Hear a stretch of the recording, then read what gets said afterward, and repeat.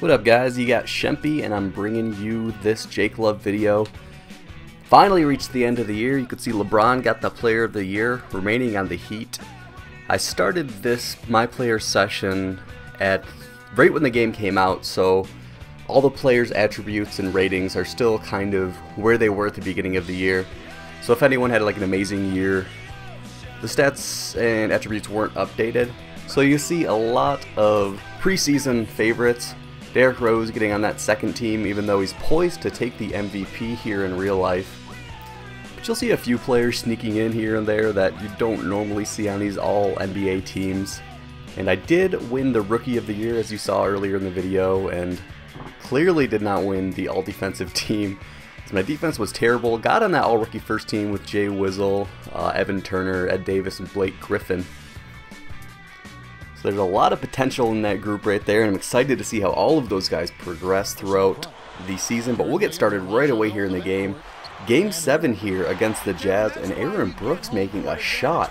Something that I don't see too often. He often goes 2 for 15 or something like that. But I'm playing here with an interesting playbook. I recently went online and found that my playbook was completely changed. I don't have any plays designed for me anymore, but I still find ways to score, and Louis Scola gets a lot of the looks. I think he takes upwards of 30 shots this game, but when this ball goes into the post to either Paul Milsap, Al Jefferson, that's basically some automatic points. Paul Milsap showing off the post move from about mid-range. As you can see, I'm taking a few artistic liberties on this design play to Louis Scola. He's putting up a bad shot, so I call for the ball, get the bad call for pass, but I will take it. It's an easy layup, and Raja Bell's trailing behind me a little bit, but he has been destroying me this entire series. You can see getting one of the laziest rebounds I have ever seen. Aaron Brooks taking one of his signature terrible shots, but he kicks to Scola, who finds the nice mid-range jumper. Now this is game 7 of the series, and the Utah Jazz have been giving me a lot of trouble, particularly in that post. Like I've said, Chuck Hayes just isn't able to do what needs to be done defensively, and Scola's not a great defender, and then when Jordan Hill comes in, he almost always gives up a bucket. But finding Scola again in the post, and when you have an offensive presence like him, you're not too upset when they don't produce on the defensive end.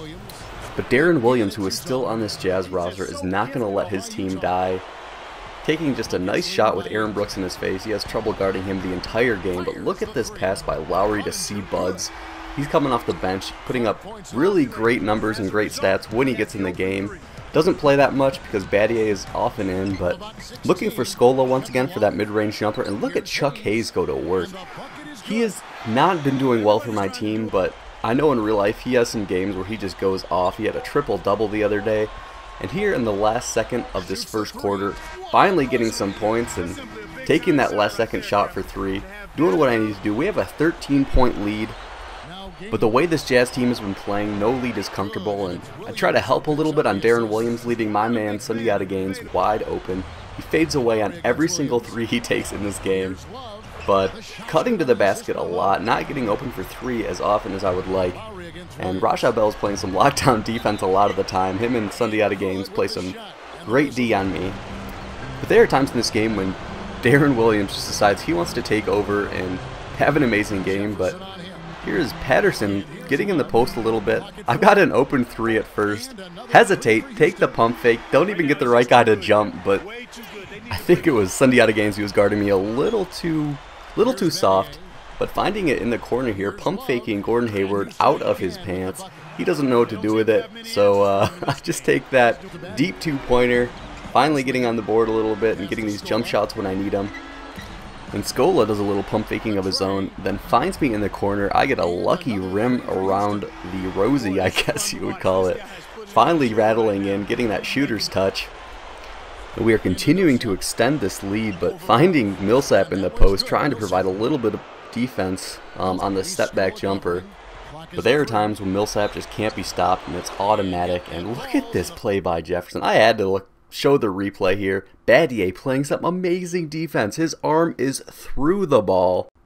Battier being one of the premier defenders of the league, showing it off a little bit here, but it just doesn't matter with Jefferson sometimes. He puts that ball up and it just rattles around. And following a little bit of press by this Utah Jazz, they're starting to panic a little bit here in Game 7.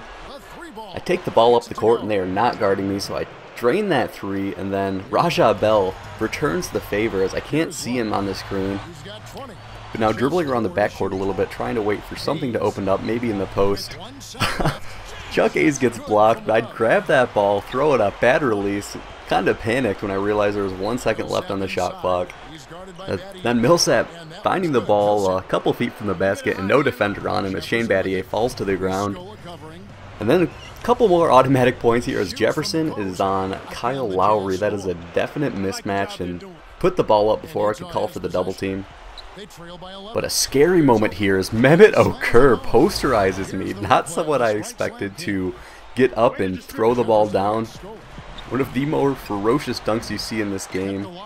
And then Luis Scola looking for a little bit of a mid-range jumper once again. Kyle Lowry cuts to the rim after an offensive rebound and get an easy assist there.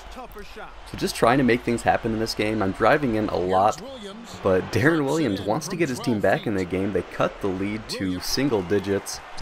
And honestly, when Deron Williams drives, it is just impossible to stop, but pretty good play here. A nice steal by Lowry. We're running our 4-guard, 1 small forward lineup, which has not had much success specifically on defense, as you see. I think it was Elson taking the ball in the post on Kevin Martin. That's a definite mismatch. Almost every position here is a mismatch, and Deron Williams getting the nice roll as he drives the ball in.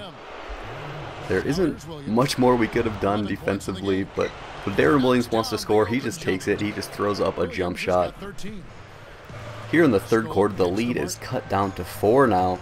And Kevin Martin deciding he wants to join in the little party, taking a deep 2-pointer. And he has been relatively quiet for the entire season. He's been hurt for half the year and then just not feeling too confident about himself after I took his position the second I got traded here from Miami.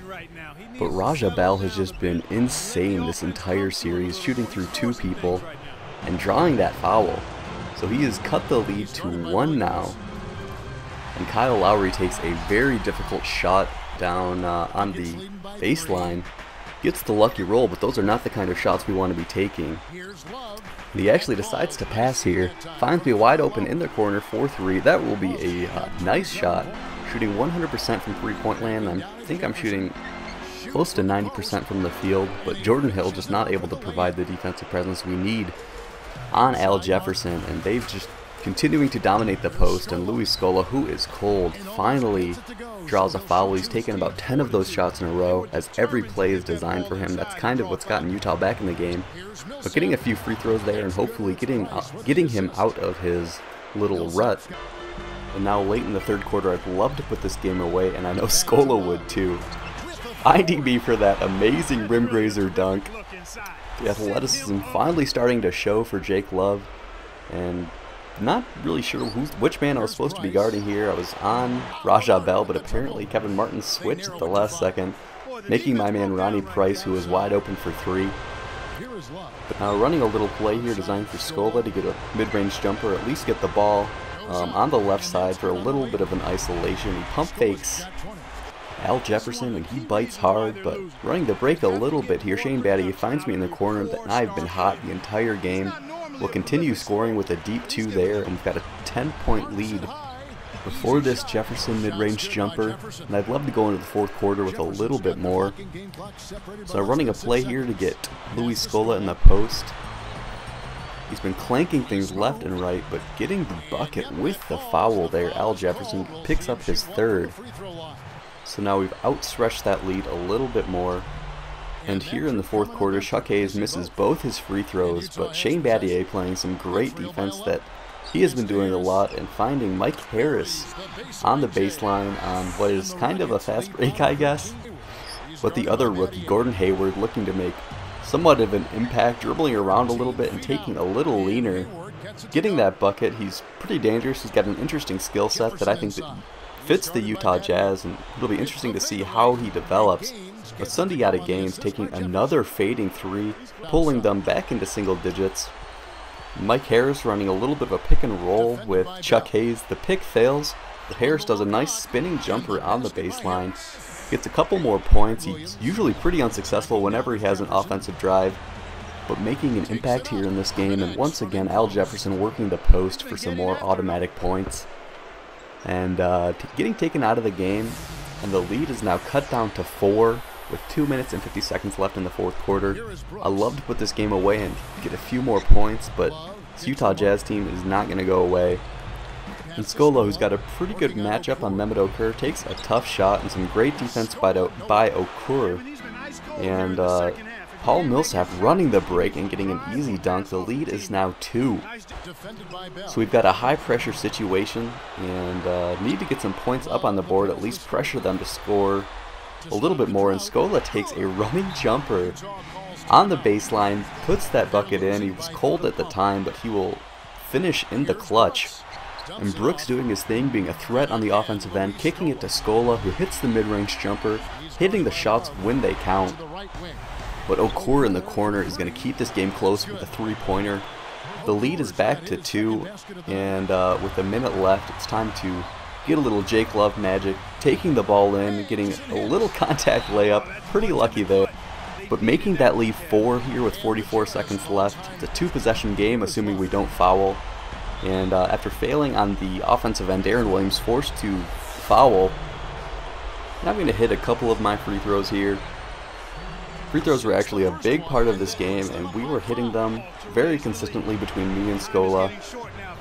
Probably one of the things that kept us in this game, but Deron Williams doing what he does, being the all-star point guard, getting that and one, and then forced to foul here as they are still down by 3. We hit those free throws, and Deron Williams just not able to pull the team together in the clutch. Aaron Brooks takes it, hits the final free throws of the game, and we will take the win and move on to the next round of the playoffs. But honestly, the next trip is going to be extremely tough, especially if the next team we play has any semblance of a big, because our defensive low post presence is just not there.